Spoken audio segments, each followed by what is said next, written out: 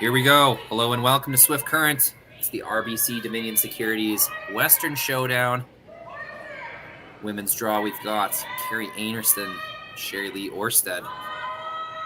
It will be Orsted. No, it's Einarson with the hammer. My mistake. I'm joined here by producer Connor Sims and commentary partner Hans Frauenlob. How you doing, Hans? Awesome, Rory. Always good to see curling in Speedy Creek.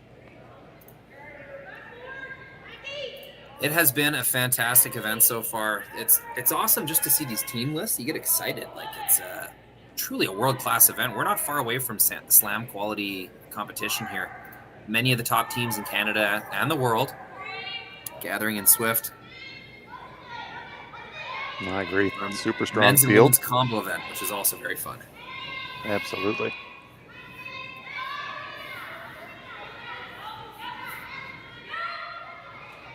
Saw some commentary from Kerri about this event and enjoying visiting the Swift Current. And Women's Worlds, of course, was here in 2016. So great to see. She's enjoying being, this big event in a relatively smaller community, but fantastic facility. And the curling is great, and the field is great. So should be an awesome one. Yeah, that. There's been some large curling events in Swift Current. Absolutely. Right next door to the WHL arena, Swift Current Broncos play. Lots of Saskatchewan tour events in Swift as well, and some good curlers who live here as well. So, strong community.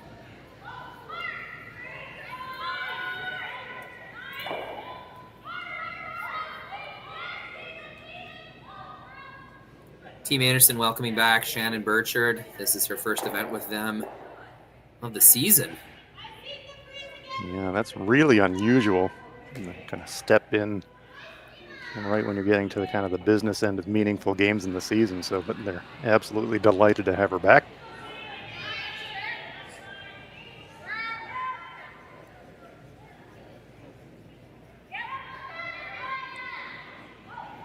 But it's got to be a strange feeling. It's kind of like your first game of spring training. You're out there and straight into it.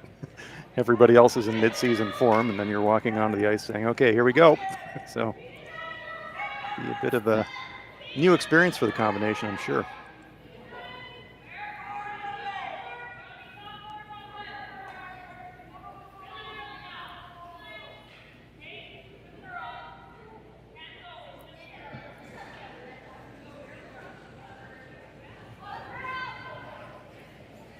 Fairly open first end. I've noticed more and more, Hans, the way curling is going, the first end has been messier and messier as the years go on. Just today, I've had two of the craziest first ends I've ever seen at noon and at 3 o'clock draw. Yeah, the 5 rock rule and the no tick and all that, it's really tempting just to go for it straight out of the gate now. And so you're right, Rory, you're seeing more and more of that. I like it. I mean, it kind of gets crazy quick, though, doesn't it? Yeah, for the fans. I mean, yeah, get your money's worth. Absolutely. I've always been a fan, just as a player, of making the opponent throw tougher shots quicker in the game. So starting the game off with the center guard, especially if it's a low center guard, that's you could run back if you need to. I'm totally with you. Yeah, I'm totally with you there. I mean, if you've had pregame practice, you're throwing draw to the buttons, but if there's any point in the game where somebody's going to be a tiny bit uncertain about path and some speed or whatever, and if you think you've got an edge, then heck yeah, go for it. Chances of forcing a miss are higher earlier in the game. Once people have got every path clocked in, that's harder and harder to do.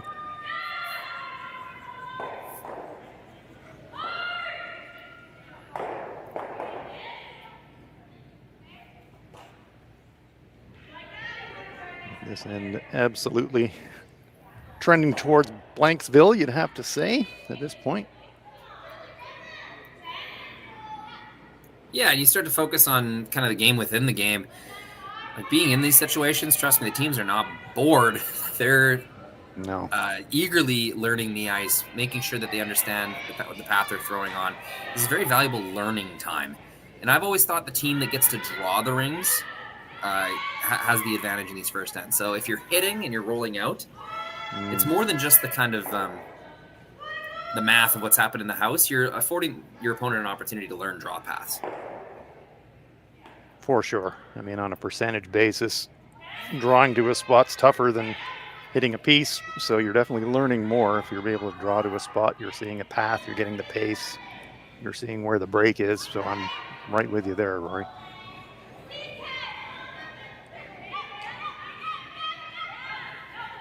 Candice Newkirk once again throwing hits. Sensible play, of course.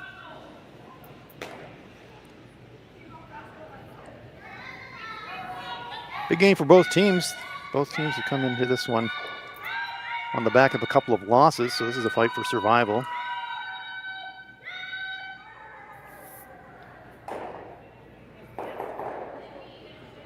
Kerri Einarson dropped a 10-9 decision to Michelle Inglot and an 8-4 decision to Chelsea Carey. Looking to turn that around here against Sherrilee Orsted.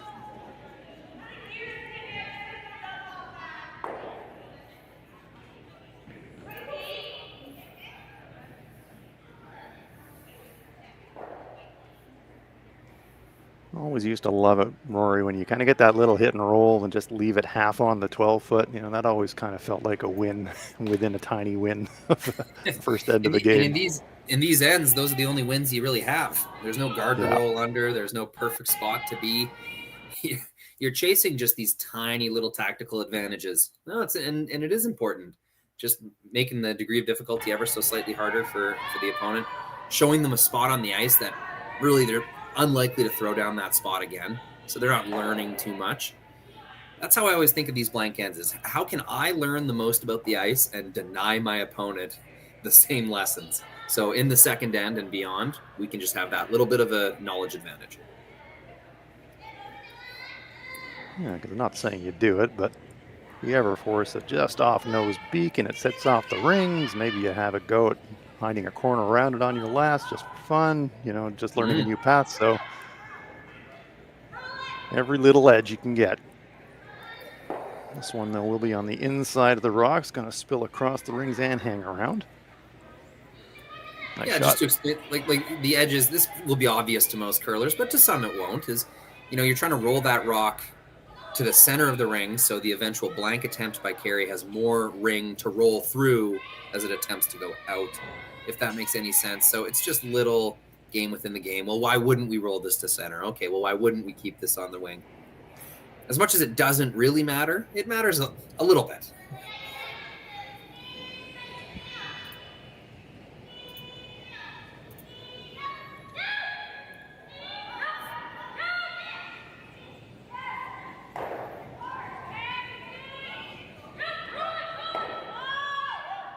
Take this opportunity to say hello to our fans watching online. It's been tremendous numbers all weekend long, this Western Showdown. It's in a really good time of year for people to watch curling. I hope you're enjoying your Friday night. We certainly are. Hans and I on the commentary, me on the cameras, and Connor Sims on the switchboard and scoreboard. Yeah, shout out to Connor. You know, we'll watch on Kerri's last one, but Connor made an interesting observation, Rory. Do you want to share that? We saw Shannon sweeping that last rock. Oh, yes. Yeah. Connor noticed during practice that Shannon was sweeping with a slider on. Apparently, this is not how she's traditionally swept. I don't have a very good eye for detail like this. So, but that is significant. That means the return from injury is changing some things about the way she's playing her position. Well spotted, Connor. As Sherrilee Orsted lines it up.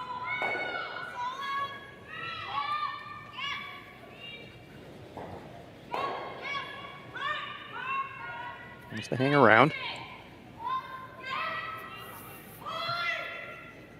So it's going across nose, but it will stay in the rings, I think. Yep, nice shot.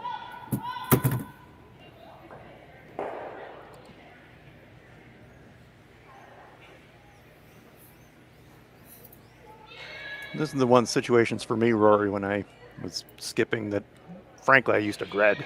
You know, super, super clean first end, bang, bang, bang, you know, empty house, okay, simple blank, and then you nose it. Well, you So, feel the pressure of all the previously made shots on your exactly. shoulders. Well, the boys had easy shots, and now I have an easy shot. I can't miss my easy shot. Yeah, no, Exactly that.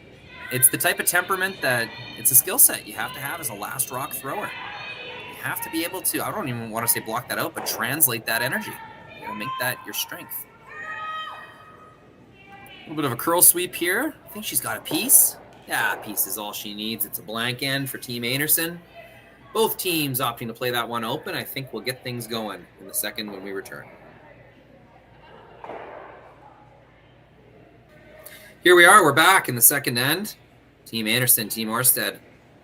It's going to be a corner guard for Team Einarson, even though that first stone of Orsted is not that threatening. So what does that tell us, Hans? Well, it tells us game on, really. Kerri saying, all right, got my job done. Got the hammer here into an even end. My opponent's throwing that one pretty high in the house. That doesn't scare me much. Throw up the corner. Let's get it on. Yeah. Yeah, Team Einarson renowned for their ability to create offense, carry a great offensive point scoring skip. And the rest of the team, right from the get-go, right when this team formed, Hans, that seemed to be their MO. They're all very comfortable with playing, you know, aggressive is an overused term, but with rocks in play and trying to make things happen, put the onus on themselves to make some shots and score some points. No, absolutely right, Rory. When the team was formed, a lot of the curling world said, okay, a collection of skips, how's that all going to work out? But one of the things you get from that is a high degree of comfort of having a lot of stuff, a lot of options, a lot of rocks in play, and being really comfortable playing finesse shots and ramping up the risk. So absolutely, Team Einarson have been so strong for so long, and yeah, it's a lot of fun to watch. Yeah, looking back on it, the whole, you know, the kind of four skips scare, curlers are so versatile now. The skill sets are so meshed, you know. Leads have gotten more important. Seconds and thirds have very similar finesse shots they need to make. I think over the years, like the super defined positional roles kind of eroded a little bit. I think mixed doubles helps with that as well. Everyone can sweep a little bit. Everyone can skip a little bit. You know, everyone can hit. Everyone can draw. The curlers have definitely gotten more versatile. 100%. Kristen Karwacki throwing that lovely come around the corner. Giving us an idea of just how good that finesse shot capability is up and down the lineup of all these teams, really. So you know what? With 5-rock rule, this fifth stone of the end, Hans, ends up being my favorite one to watch. The decisions are really interesting ever since we got that 5-rock rule, because this used to be an automatic hit or hit and roll or peel. Yep. And now you got to do something interesting with it. And I always love seeing what teams choose to do with that fifth stone of the end. Yeah, I completely agree. Exactly right. You know, back in 4-rock days, you'd be ripping corners or certainly doing something different. Now it's usually something that you don't want to say it's a second choice, but sometimes it feels like it. You got to lob one somewhere where you'd probably rather not put it if you had a choice, but you got to make that choice now, which is great. Creates instant offense. Yeah, some new practice regimen for second rock throwers. I was throwing second rock this year, and you have to practice a few shots more. Specifically that hack weight inside out chase around the corner guard where you're trying to bump the opponent's draw out of the rings. Yeah, little mini digs as that come around. Hides a corner behind that yellow. That's a very nice shot. It's two really high-end results from Team Einarson in a row. Yeah, no doubt. Sherrilee Orsted now will rip this corner.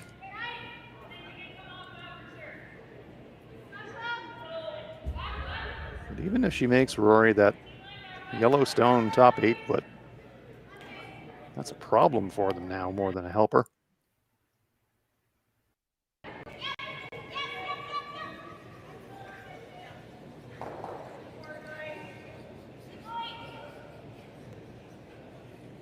And Fleming trying to move that guard. And she does, rolls it over. Gets a little Comes up lucky the with the 4 roll. Yeah. And increases the chance of force. But Team Einarson lying too and eyeing up those corners is something to attack with, absolutely. Pretty key shot here, I'd say, Rory. A good make here. 3's in the cards, but little deep, little light. You could take yourself out of the end, so it's a big shot, I think. Yeah, good points. It seems innocent, but with so many Orsted rocks in the rings, this could go from exciting to a force or steal scenario pretty quickly for Team Einarson. But like we said, Hans, this is the fire that they love to live in. They're totally okay with the pressure being on, and we've seen it over and over again. Totally focused on just making the next shot. Lots of clearance around that guard. Leaves a bit of an angle for Team Orsted, I would say. It's not very hard to make either a double or hit and roll. Yeah. Well, some options here. We talked about it. If that one wasn't perfect, there could be a bit of an escape route here for Team Orsted. Looks like she's going to try the inside double, move 2 rocks anyways.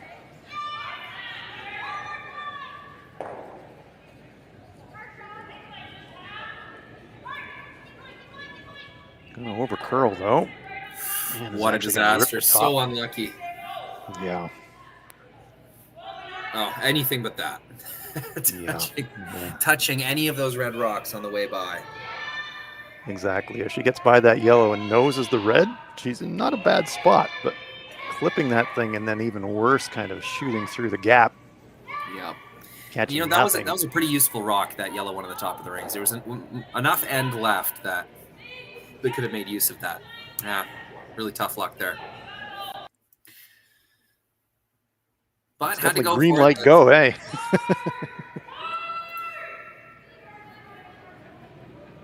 So just protecting that angle now, it looks like.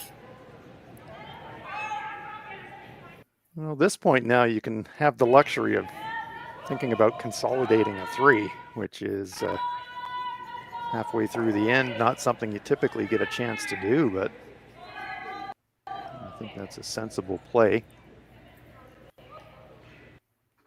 Can't guard everything. The curls maybe a fraction. And this one now goes into the must-make category, I think, Rory. Seeing lots of discussion from Team Einarson about the ice, the paths, each shot. Val and Shannon specifically, a lot of discussion. Here we go, as you say, another big shot. This one's over curling as well. Oh no! Oh, goodness. Candice Newkirk wrecking on the top stone, and those 3 red rocks survive, and now Kerri Einarson. The rings are all hers at this point, Rory. Yeah, to give credit, like those weren't easy shots. To make both of those properly, you did have to kind of play pretty tight to your own yellow rocks. So it looks like a disaster, but it was a tough ask in the first place. Those were hard shots, and you have to throw them and make them. Well, and that started really all the way back, to Kristen's first come around, and then one that she followed down with, Shannon's first one. Tucked around that front stone and created all that clutter and havoc. And here we are 4 or 5 shots later. And chance to lie 4. This one's going to slide a little deeper than they'd like, though.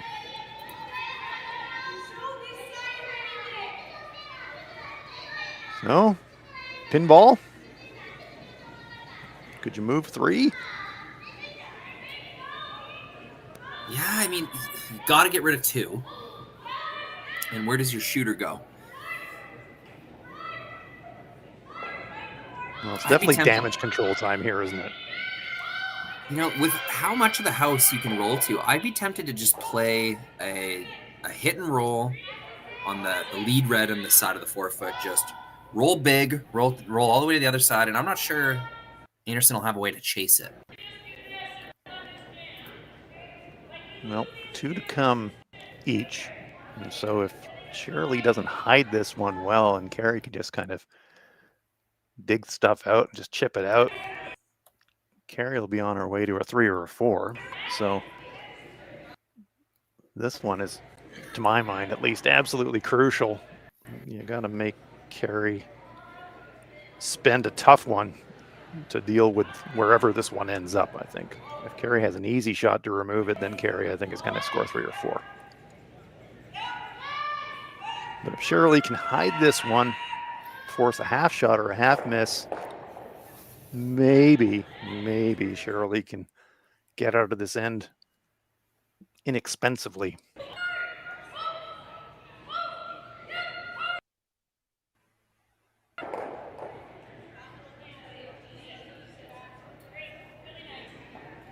Yeah, you're all in at this point. I mean, there are 2 makeable doubles. You can make the first one right now. Hope Einarson rolls out and make the next double. But I like this.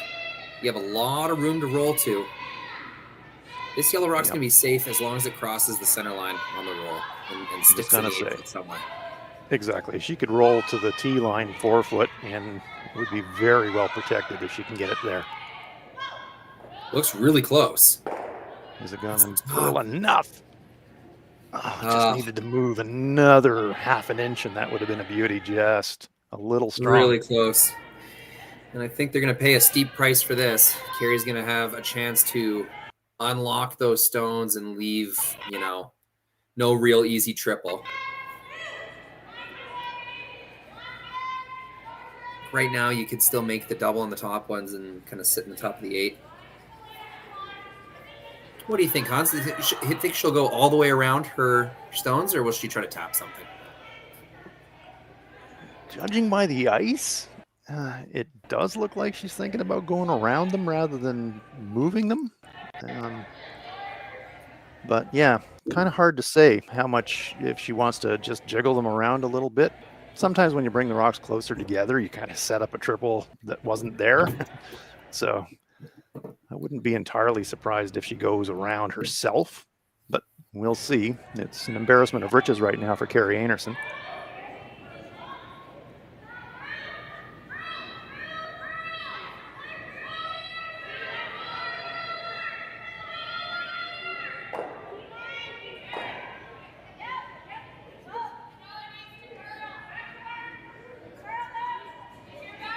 Sweepers like the weight, I think. Looks good. Doesn't look like it's going to touch the top one. Well, they're trying to curl sweep it, so it will. And a great wall of red rocks. And I don't see a double where you're going to be shot rock at the end of it. So it's going to be a shot for 2 at least for Kerri Einarson by the end of this.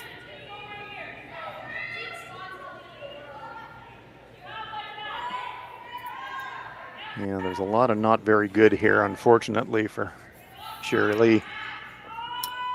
You hammer it into the pocket, maybe it walks forward, but any way you cook it, it looks like Kerri's going to have some kind of a shot for 3. I mean, it's only the second end. You could put the game on the line and out-turn draw all the way around wide, try to catch a piece of the 4 foot on the out-turn side. But, man, that would be risking it all.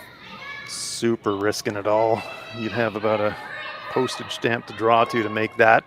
It's definitely there. You can see on the left-hand side of our screen the shot that Rory was just describing. You come around the pile, go to tee line just in front of the foot there, and that would be the ultimate Houdini act if you could get the stone there. But that's totally game on the line.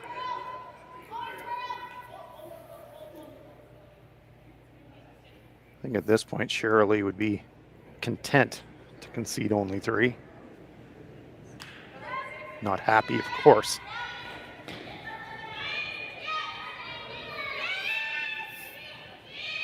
Similar looking shot to her first.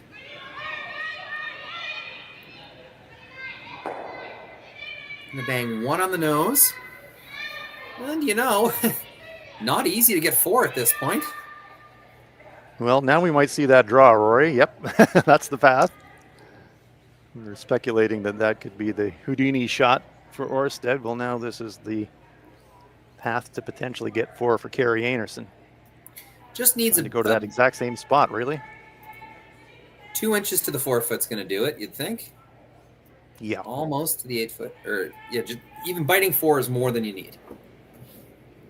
Yeah, this is one of these shots that as a thrower, you're just thinking, throw it to the tee line and trust that you've put the stick in the right spot. You're not too worried about guards. You're not too worried even about hitting the 4 foot. If you can get it to the tee line, it'll finish enough to get near enough to the 4 foot to score 4. These outside paths have been fairly nice as well. Some clubs you'll get kind of fudgy or frosty or fresh even out there. I find at Swift Current, especially with the pregame practice and the way they nip the ice, still a decent draw path out here. And Kerri Einarson will try to ride for 4 points in the second end. She blanked the first with hopes of this shot. Sweepers aren't touching it. It looks pretty good. Path is perfect. Settle in. Awesome. That's a really impressive draw out in a new spot. Good discipline by the sweepers to not lay a lick to that rock the whole way down. It's a draw for 4. Team Einarson leaps out to a 4-0 lead after 2.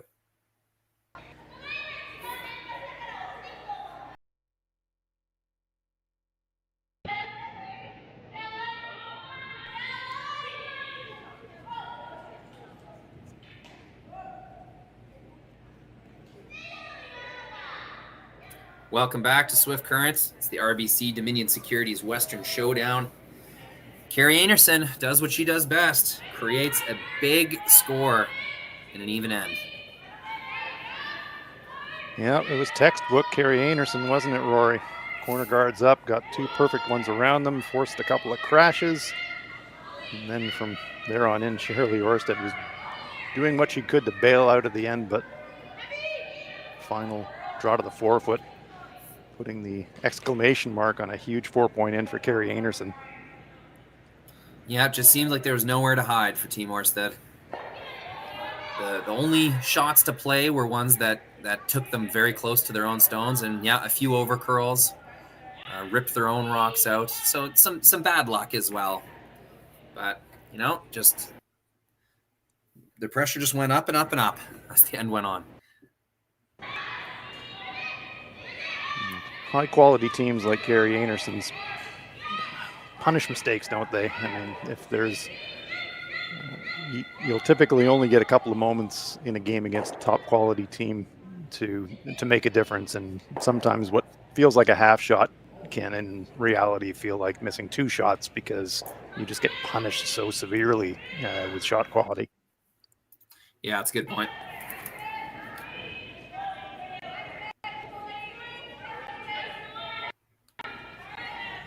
Einarson again playing this end textbook. Score 4. Tactically, what do? You bring the stuff into the rings. You don't want anything out front. They've got great stone position there, front 8 foot.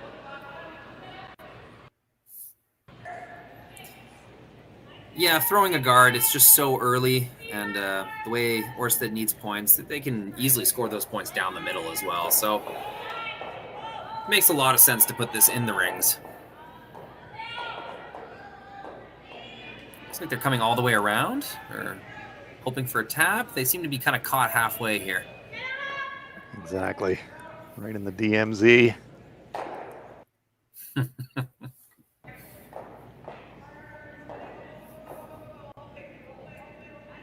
That little flick creates a bit of an opening for Sherrilee, at least some options that she didn't have. Toyed with the idea of playing shot rock and maybe creeping in behind it. It's easy to say when we're watching this, Rory, on the ice, you're sort of telling yourself after you drop a big end, you don't need to get it all back at once, but another part of your brain is thinking, oh my goodness, that's a 4-point gap. We're going to have to take more chances here. A 2 doesn't feel like enough in this situation, even though in reality it absolutely is. Yeah, my view on that is you want to score. You want to score before, ends going away are more of an enemy than points on the board. Mm-hmm. Like, you don't want to continue to be 4 down 2 ends from now. So you want to make your move now. Exactly. While a force might still be valuable. As you get in the second half of the game, you're 3 or 4 points down. A force isn't that good of a thing anymore. Yeah. I mean, in these situations, I always used to mentally tell myself that you're playing a series of 2 end games now, and you have to win every one of those 2 end games by 1 point. And if you can do that, then you maybe get a chance to survive. But then you turn around and look at the scoreboard, and it feels like a yawning gulf, and it feels like you have to freeze to everything and try impossible stuff when you just have to discipline yourself to say, well, we're going to have to play perfect from here on out. A slight bit of a mistake there, but gets the job done, removes the yellow. Also, Hans, I think there's something to be said about when you're playing an elite opponent, or really just an opponent that is higher ranked than you for good reason. You do have to play a little more aggressive. Things are going to have to go well for you in order to win that game. You're going to have to do something a little different, take your opponent out of their comfort zone. So, some aggressive play is probably what's in order. Like we saw earlier today, the Gushu game versus Team Pierce. Just a really, really incredible game. Super fun to watch. Team Pierce came at Team Gushu in the first 2 ends extremely hard and heavy, playing a strategy that if they missed even one shot, it was going to be a disaster. But they knew in order to beat a team like Gushu, that's what they had to do. And it turns out they got 2 points up after 2 ends and never looked back, held a lead for the rest of the game. No, excellent point.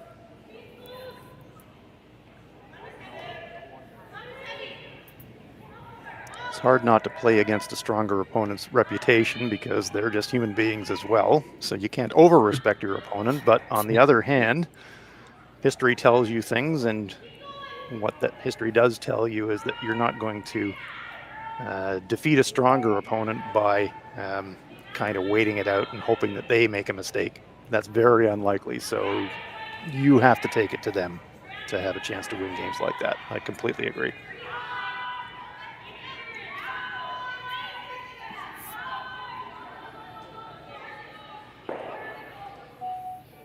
So interesting situation here, 4 in the rings, and yep, and that's what I was wondering, if this might not be the chance to try the freeze, generate something resembling offense. Hitting doesn't really do anything for you here, I don't think.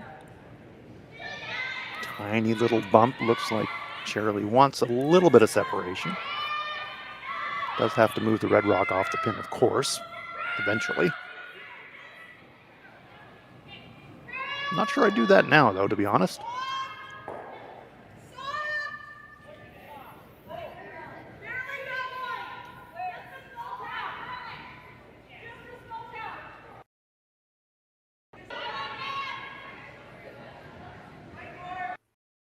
Long way to curl. Really leaning in, trying to get this one to move. Just a bit heavy. I think that did get a tiny tick of it. It may well have. Yeah, that can be the psychological difference between thinking freeze, which in your mind you're thinking, okay, I'm throwing a draw to a spot, versus small bump, which is psychologically, even though you know it's just a heavy draw, it feels more like a hit than just a freeze, straight out freeze, which you're playing like a draw.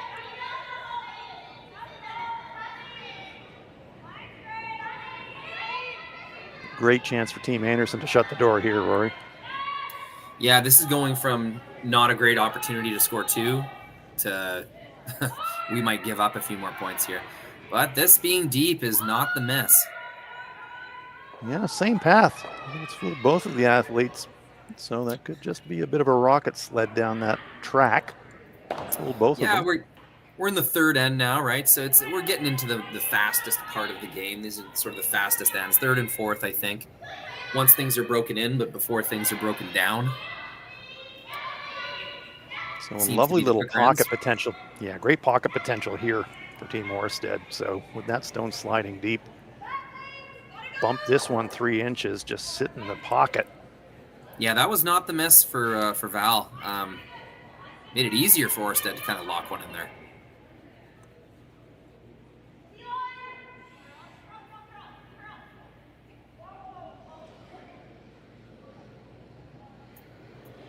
Trying to hold the line. They don't want it to overcurl nose. Not bad. I'd give that one about an 8 out of 10. Would have been a little bit better, a bit further to the right as we're looking at it on the overhead, and a fraction lighter, but it's not super simple for Kerri to deal with, looking at launching off her own there. Coming at it sideways.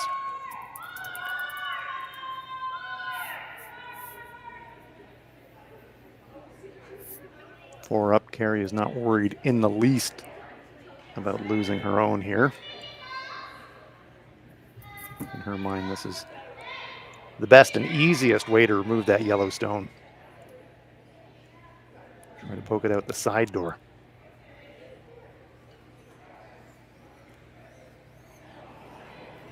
Not a lot of options here for Team Einarson. You just got to kind of accept you're going to lose one of your own and hope you have an opportunity to get rid of it on the next one. If she gets it perfect, you think, yeah.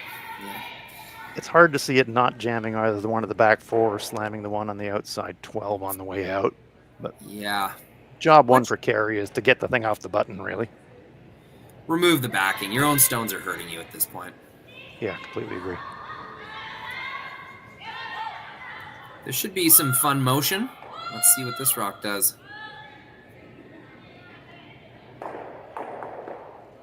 Boom. Oh, how good. Yeah, really entertaining.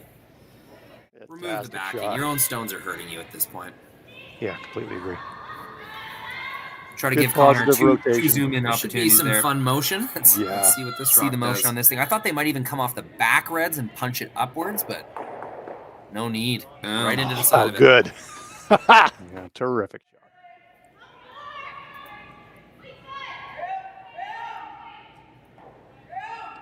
Yeah, still a chance for a 2 here out of nowhere, though, for Sherrilee Orsted, because the pin is now available. Inside corner freeze is an option. Hit and flop on top of the stone on the back is an option. So there is still a chance for a multiple point score here for Orsted.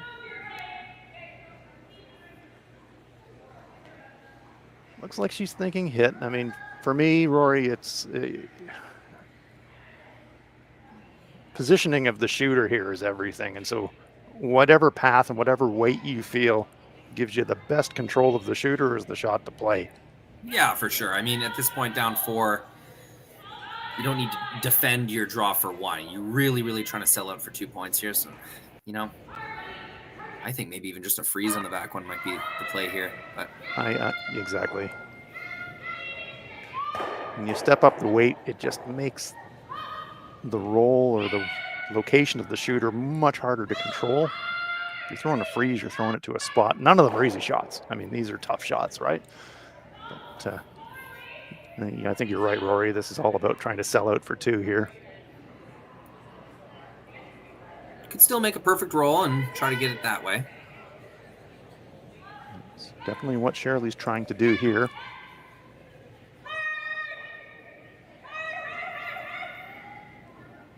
Needs to be about 3/4.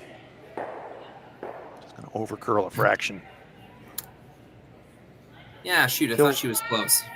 Yeah, that just needed to stay, half an inch. But again, that's the difficulty around, like hitting and rolling to a specific spot when your roll radius is only about 1.5 rock wide. That's tough.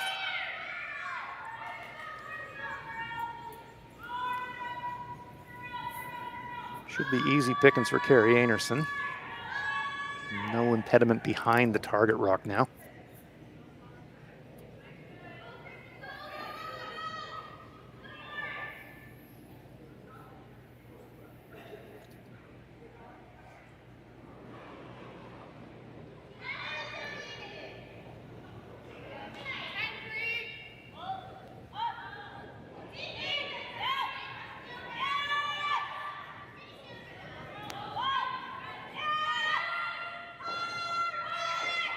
This one going exactly as flight planned for Einarson.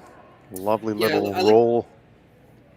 really like how they didn't lose their concentration on that. They know getting rid of the yellow is more than good enough, but they made sure to execute that shot just as they planned. With that roll to the front button, now scoring one gets a heck of a lot tougher for Sherrilee Orsted. So you're exactly right, Rory. Got every bit that they could get out of that shot, and so far this match is going exactly as planned, really, for Team Einarson. Blank the first, huge 4 in the second. Now last rock coming up on the third, and you're going to make your opponent scramble to score.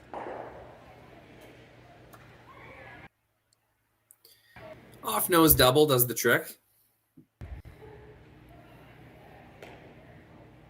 Got that yellow guard there that's in your eye line when you're climbing into the hack to throw the shot. So you're right, it's just off nose double. Guard shouldn't be a factor, but you see it when you're throwing it. Little inside out on the release there, Rory. Yeah, I got pretty artistic with that slide. Got it back to the broom, I believe. Not quite going to curl up enough. And an unfortunate roll out. It's going to be a steal of 3. A whole bunch more. Couldn't make it happen, Team Orsted. Einarson playing very well, humming along here. Multi-point lead going into the 4th end. Welcome back mid-flight. Kristen Karwacki, second stone in the 4th end. Here in Swift Current. RBC Dominion Securities Western Showdown. My name is Rory McCusker. I'm joined by Hans Frauenlob. We got Connor Sims on the switchboard. Hans, it has been a fairly dominant performance by Team Einarson. Some unlucky and close misses from Team Orsted, but really I think the story has been Einarson reaching their kind of championship caliber early in this event.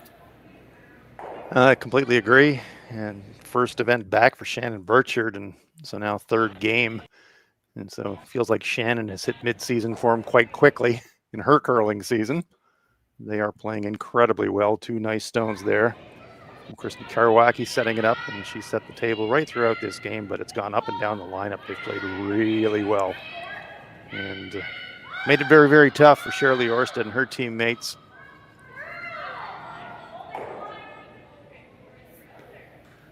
Chasing the game is tough at the best of times. Chasing the game against a team with the quality of Kerri Einarson, super tough.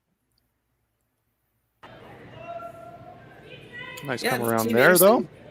For Team Einarson, I'm sure their ultimate goal is to win this event. And so to do that, they're going to have to learn the ice and rocks and get their own slides and practice on their kind of their own standards. So this game is not, you know, they're not just mailing it in. They're not going, okay, we're 4 or 5 or 6 points up. You know, we can stop trying now. They're still going to do their best to learn the ice and get themselves optimized for the next game and ultimately for the playoffs. No, that's right, Rory, and that's where it can be a plus, actually, having Shannon coming back into the lineup, because the entire team, it feels like a new season to them, because they've got their teammate back. It's a new lineup than they've been playing to this point in the season, and so that kind of makes a switch go in your brain, because you're definitely not mailing it in. You know, this is everybody paying attention as Shannon looks on and looking for feedback. And they're very, very happy to have her back in the lineup. Yeah, I'm seeing a lot of chatter between specifically her and Val. Most teams are like that. You need sort of communication dynamics, and there often is kind of more of a quiet member of the team. And, you know, Kristen Karwacki as the 5th player, she's played a lot of events this year, but she knows the kind of the communication's going to run through front end to back end, Kerri and Val to Shannon, and, you know, fill in her role really well. Karwacki has played a few positions on this team and really fit in quite seamlessly. She's throwing very well herself. Making herself at home with one of the best teams in the world, which is no easy task. Yeah, completely agree.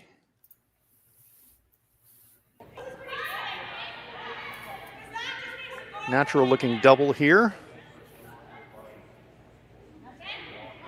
catch about a third. Pop both those yellows out. There's that trademark kind of helicopter twist back and release that we've come to know from Shannon Burchard. Not gonna make the double though. Just pokes it forward, kind of not a great spot to poke it. That's pretty advantageous for Team Orsted. That yellow's going nowhere fast. It's hard to tell yourself to be patient in this situation, but you really do, and I do like this call from Sherrilee. You kind of leave the rocks where they are, lob one into the button, create some havoc. And that yellow that you've got there now biting the front forefoot. You can use that later, but leave it there for a rock or two.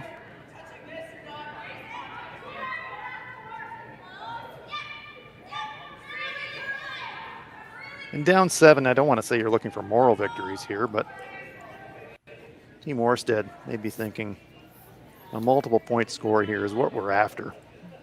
Just to kind of right the ship here a little bit. Start feeling better about our game. This one, though, over curls, and it's going to bite the front 12. And now it's the turn of Kerri Einarson with that button looking pretty inviting around a huge pile of stones right up the middle. And they're all there's nothing easy to get rid of, so you know the obvious call is to come to forefoot, and that's what they're going to do. And yeah, as you mentioned, the kind of moral victory of getting some points on the board, but also this team's got more games remaining. Like they want to sharpen the way that they're playing and make some team shots. Feel good about a few shots in this end, and see if they can get a little result out of it. It's all about carrying forward the personal momentum, not necessarily the kind of competitive me versus you momentum, but as a team, you want to feel good about how you're performing. Great looking line, just a foot short. Boy, that had a fantastic path. Still in a pretty annoying spot though for Sherrilee Orsted to deal with it. Super threatening. Tappable. You could slash it into the yellow, so that stone just delivered even though it's a foot short. Represents a real problem for Orsted. And she says, come on down, let's have a chat.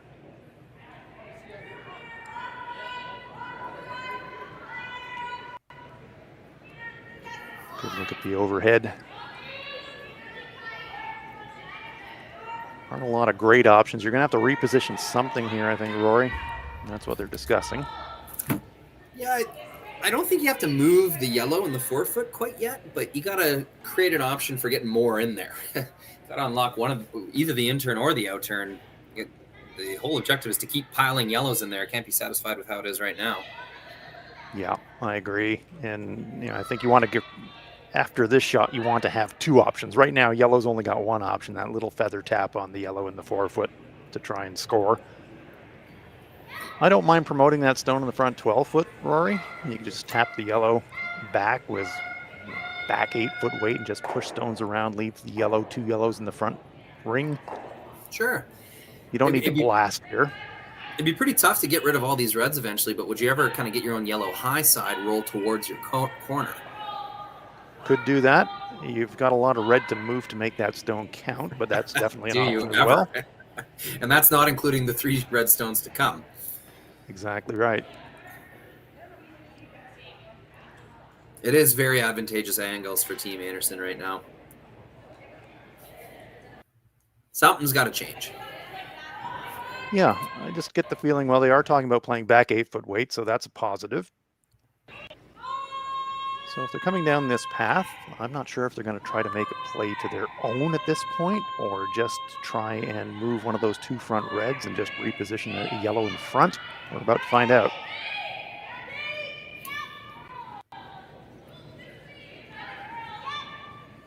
As you say, I don't think they need to make a move on their own stone on this shot, but that does look like what they're trying to do. Just going to try and feather it and reposition it into shot position. Move it into second shot position. Better, but it's still a situation where Kerri Einarson can remove second shot and kind of surround that yellow stone.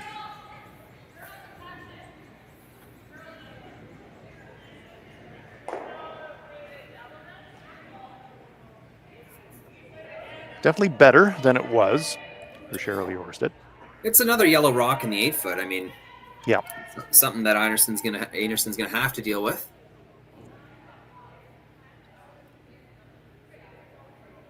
Yeah, she's pointing out all the things that Team Orsted could do with it. So I think a hit and we roll talked pre-shot. Exactly. Sorry to interrupt, Rory, but yeah, that's exactly. Now that Orsted's got more than one option, that means that Einarson has got more than one obvious shot to deal with.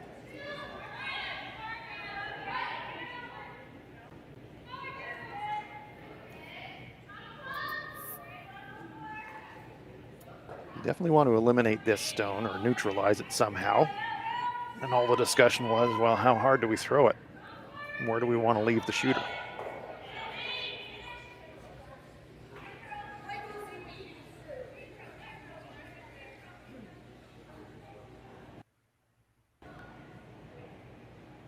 Looks to me with the brush position, Rory, after all the discussion, just a pretty straightforward elimination here. Yeah, keep your weight kind of control bumper. Let the sweeping determine exactly where you hit the stone. You don't need to blast it out of the rings. It's more about keeping your shooter in a good spot as well. Really don't want to get the high side of it, though. Maybe not. And they're going to... I mean, it's not terrible. Not ideal, though. It is yellow shot now. Well, and has opened up the scoring area by about 3 feet as well for Sherrilee Orsted. So not only is she lying one now, but she's got a little bit of room to play with that she didn't have a few moments ago.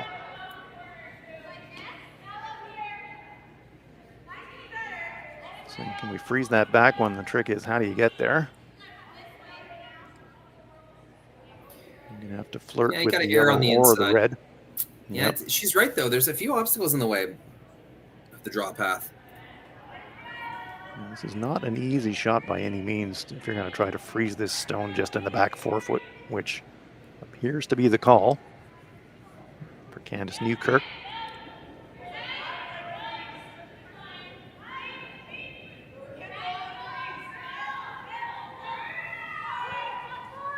Sweeper's on it almost right out of hand.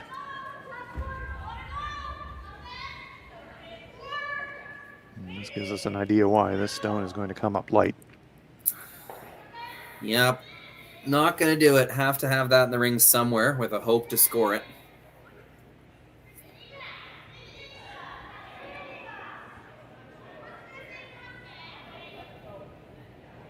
So Kerri's got some options here. I mean, it is super inviting to go right around the pile into the lid. It's almost set up for it, but then that's a bit of a sucker play. If she sees a fairly straightforward way to get rid of that yellow, I like it, but I don't see anything straightforward about this yellow, red, yellow. Nope, nothing straightforward at all about that. Should be fun to watch these rocks explode, though. You learn something new every time, something like this. Yeah, I'm just trying to work out what ideal contact point is here. It seems to us like the play is yellow, red, yellow. Good look on the overhead there. And yeah, for me, the question mark is, well, yeah, the angle should be there. Even nose should do it okay.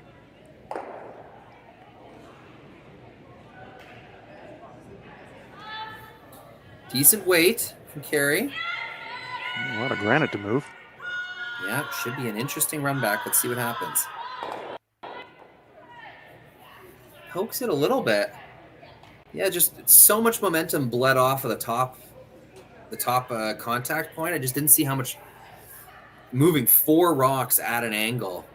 Exactly. It's tough to get enough momentum to punch that yellow out of the rings, but they get shot rock out of it. They do. And you're exactly right. You nailed it, Rory, that moving 4 rocks is one thing, but moving 4 rocks when you're clipping them thin and you're losing a lot of momentum on the way, you have to throw a heater to get all of them moving a lot. And Kerri got them moved enough to leave herself shot. And there is a delicate but makeable shot for 2 here for Sherrilee Orsted. Gonna have to surgically squeeze it past the yellow stone. And she has not got far to roll, so she's going to have to make contact just off nose. to hang around for second shot, but it is a makeable shot. Yeah, and like you said, just to put a deuce on the board and to know that you converted hammer in this game, even if you end up shaking hands in this one, it's good to know as a team that you can put this type of end together and carry that through to your next game and the rest of the Bonspiel. Taking a lot of ice here, though.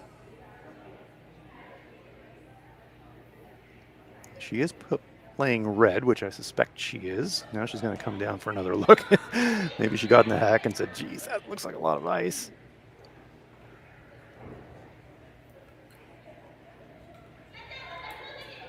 Was she thinking that she had to draw to make this somehow? And now she's thinking, well, wait a minute. No, we can.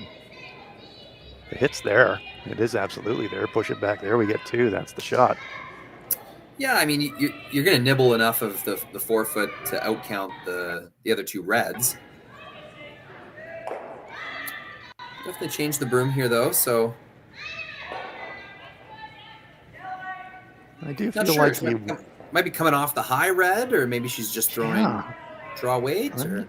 It is the line that's puzzling me here, because it's not clear to me with that brush what kind of weight she wants to throw.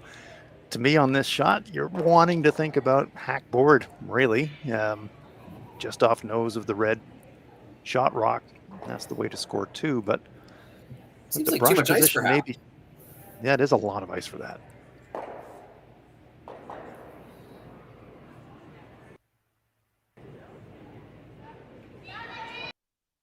Well, we're about to find out, Rory. Calling heavy. So I think she was trying to throw more of a backline kind of weight. This looks hackish. Chisel off the red. Punches it, but not quite enough. Yeah.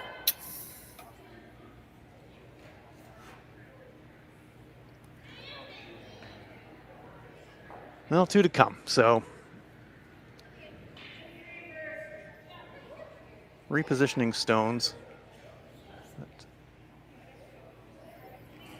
Yeah, pretty straightforward now for Kerri Einarson. There is a jam shot she has to be a bit mindful of, but she won't mind for a moment, losing the one in the back 8.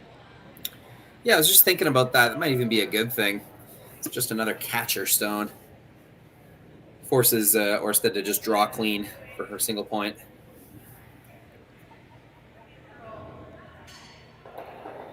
Well, the streak of changing the shot in the hack and it not working out continues. I just don't see that work out very often. Yeah, that's absolutely true.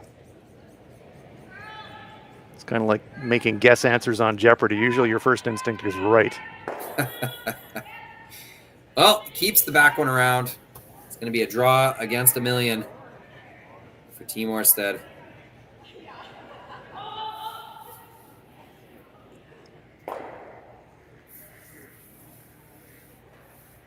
We are familiar with this path, so there should be no doubt about the direction of the stone. It's going to just be all about the weight. Going to need T-line, going to need a piece of the lid.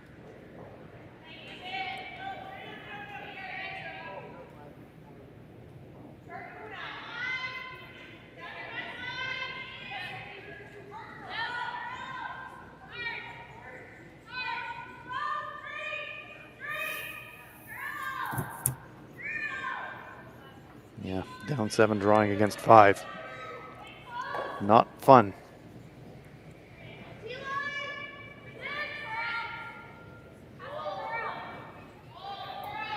But she's going to throw it to her sweepers, and they'll feel good about making this one if they can get it in there.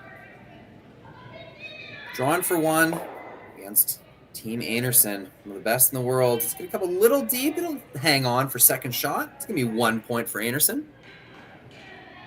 Pretty close on that draw weight for Sherrilee Orsted. She's had to make a lot of challenging shots, so they're just discussing right now what their plan is. I think we'll keep playing here. 5th end when we return. Oh, welcome back. I did not see the commercials ended there. We're in the 5th end. RBC Snuck up on you. RBC Dominion Securities Great Western Showdown. and it is a showdown. We got started on Thursday night. We're going all the way through to Monday. It's a super good event here in Swift Current, our fourth annual, and we have streamed every single one of them at Curling Stadium. You know what, Hans? That actually makes it a little bit of a special one for me. It's a 4-year anniversary of when I got in the car with James Gordon. We took a bunch of computers and cameras and equipment to Swift Current, and we set up our very first streaming event of this caliber. Yeah. James had cameras in his club at the Martinsville Curling Club. Great curling club, good events there as well. But this is sort of our first big one. So it's always kind of special to me to see how far we've grown in that time, and that this event has also grown. No, yeah, absolutely. And kudos to everyone that's been involved, yourself and the whole crew behind Curling Stadium. This has been getting better and better. This is a great event and great field, a men's and women's field. And as you say, starting Thursday, going right through the early part of the week, kind of feels like, a national championship, just in terms of, it's not like a 3-day spiel and you kind of whip through. This is a big commitment in terms of time and effort. The town is behind it. You see the spectators in the background. So yeah, it's a big event. Yeah, there's a lot of Grand Slam caliber teams here internationally as well, and then some local kind of teams that we see in Western Canada on the tour. So it's a good little sort of meshing of worlds. And you never know when a kind of team out of nowhere is going to beat one of the best in the world, like we saw this afternoon in the Gushu Pierce game. I know Pierce is a pretty experienced team, but they don't really travel on tour very much. And to see them really play well and beat Brad Gushu today, that's special. Well, the one thing I know from my playing days when I used to live in Canada, you play against the prairie teams, and there'll be people that you just are unfamiliar, and they're just the depth of awesome talent in Saskatchewan, Manitoba, Alberta, teams that are not necessarily the inverted quote name teams, but boy, can they play.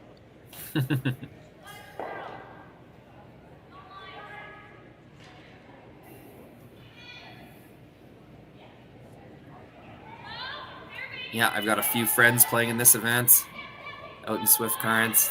They really look forward to this. This is what they build a lot of the season around, practicing all day, every day for weeks leading up to this, because they know this is a great chance to play some of the best teams in the world. Yeah, and that's a real treat for any competitive player. When you get a chance to play in a spiel or an event, when you can, get a yardstick, you can just say, where do we stack up, really? You might be dominant locally, but where do we stand up against the best of the best? And so when you get a chance to play an event like this, you quietly hope that you're going to get drawn against one of the big hitters, because it's a chance to just see where you're at for real. You talk about it hypothetically in the bar, or just, over team dinners or things like that. If we had a chance to play so-and-so, boy, I think we could take them. Well, here's a chance to show it. And it's a fantastic event, and it gives everybody a wonderful opportunity to show what they can do against the very best. No, super well said, Hans. I feel the same way.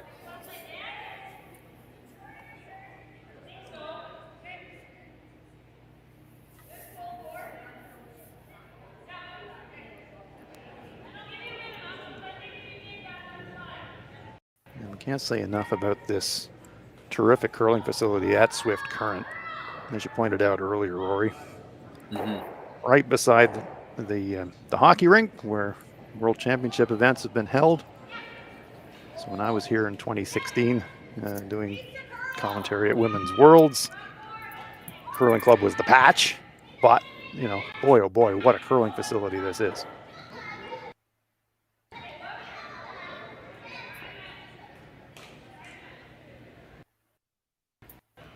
Raising that top stone, it's going to squirt to the back ring. Everything in the rings is good for Team Orsted. Yeah, I just want to give out a shout out to ice maker Jason Bratton and his crew. He's trained a lot of younger ice makers as well. Rachel Schlechter comes to mind. She helps at the Highland now with Darren Grass. Mitch Meekin was here earlier helping with ice. James Gordon. Just a really good ice crew at Swift Current. They've created a great reputation for themselves. And players know that too, don't they, Rory? You know, you just know when you're going to go to an event or to a club. You just have that vibe that, oh, I love playing there. The playing conditions are always great. And that is such a mindset for the athletes when they're walking onto the ice surface, that they just know that the ice conditions are going to let them do what they can do best. And it's a treat for us. And yeah, the unsung heroes of our sport, the ice techs, shout outs to them, because when they do a great job, boy, it produces some magic on the ice. Oh, for sure. The confidence it gives you when you know you can fine tune your game with the trust that the ice is going to behave in a predictable way. You're not always going to be right about it, but it's going to show you something. And if you learn from that mistake, you know you can correct it for the next one. It allows for some high-end shot making and really entertaining games.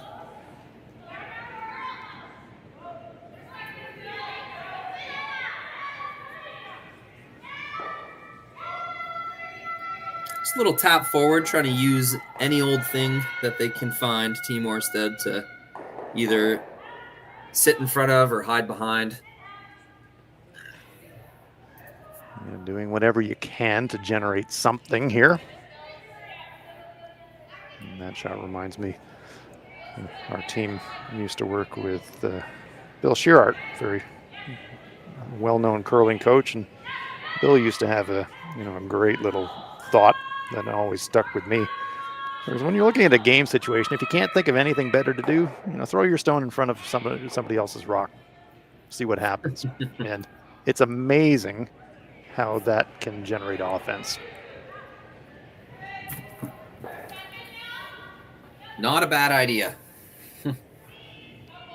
And after Bill gave me that thought, I thought, okay, I started watching curling games on 5 times speed. I would just watch games, fast forward them, and just watch the exchange of rocks, one after the other. And I would look for situations where somebody had thrown something in front of something else and what happened as a result of that. And it was amazing how often you'd get jams, half shots, should have made it, but situations. So that was a real telling situation for me, and it was a real, evidence point. So, okay, there's more than one way to generate offense. You don't have to make perfect freezes. You don't have to throw guards all the time. Sometimes you can just sit a stone in front of something else and create a jam. It's a super good point, and perhaps a lost art, because it was really easy on those VHS players. They had many gears of fast forward speeds. You could really fine tune it. And then the PVRs, it's not as good because it's a digital recording, so it kind of jumps. It jumps between frames. It's not good for watching the game. So that was like a VCR era coaching tip that you just gave. But hey, I want to let everyone at home know. I know not everyone's really sophisticated with YouTube. When you're watching on YouTube, I think you can do this from your mobile phone as well. If you click the settings button in the side of the menu bar and go to playback speed, you can do what Hans just described and play the game back at a higher speed. And the frames are actually pretty good. So exactly like Hans described, you can watch an end in 3 or 4 minutes and really just see the kind of zoop, zoop, zoop, see the stones come in. And it's interesting to keep your perspective that quick, because like you said, Hans, you get to see the results of certain trades, certain tactical trades. Exactly.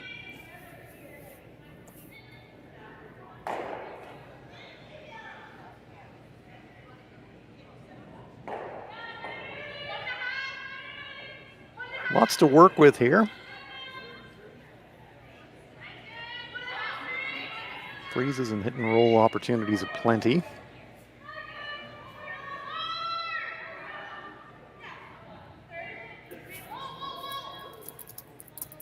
I'd love to see Sherrilee just weld one here, just because I think this is something you just love to see in this situation. It's been so difficult for the team. They've been in tough really from the outset. And you'd like to see them rewarded with one really beautiful shot.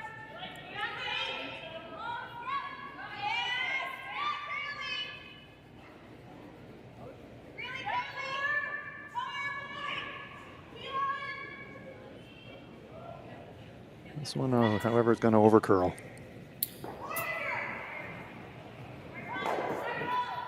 You can see Sherrilee shaking her head.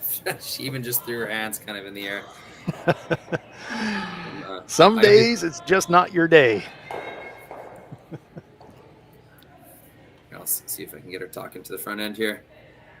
Oh, sorry, Connor. I'm going crazy on you.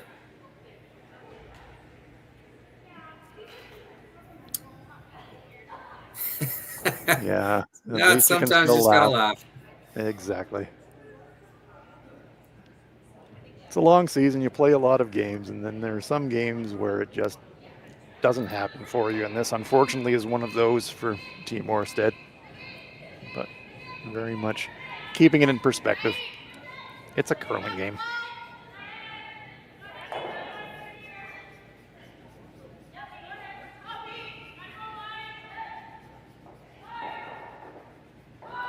Not much to protect here. I think they're fine with just occupying the path.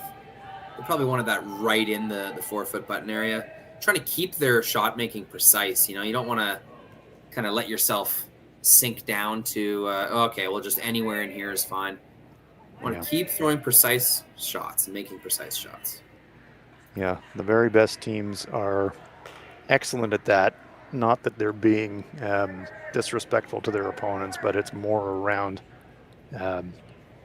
just keeping a good set of habits and a good set of precision. So you're not going to let yourself get sloppy in any situation, whether you're up 5 or down 5. Every shot, you play it on its merits. And